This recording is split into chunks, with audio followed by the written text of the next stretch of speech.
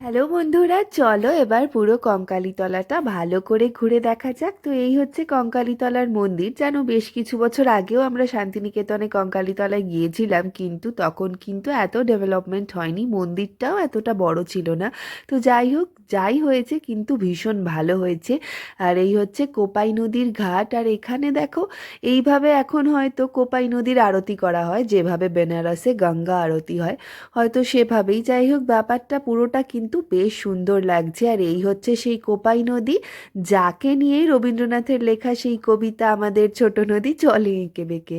রাত্রিরে কতটা বোঝা যাচ্ছে জানি না, কিন্তু ভিউটা কিন্তু ভীষণ সুন্দর ছিল। আর প্রত্যেকটা গাছে এইভাবে লাইটিং করার জন্য কিন্তু চারিদিকটা ভীষণ সুন্দর লাগছে।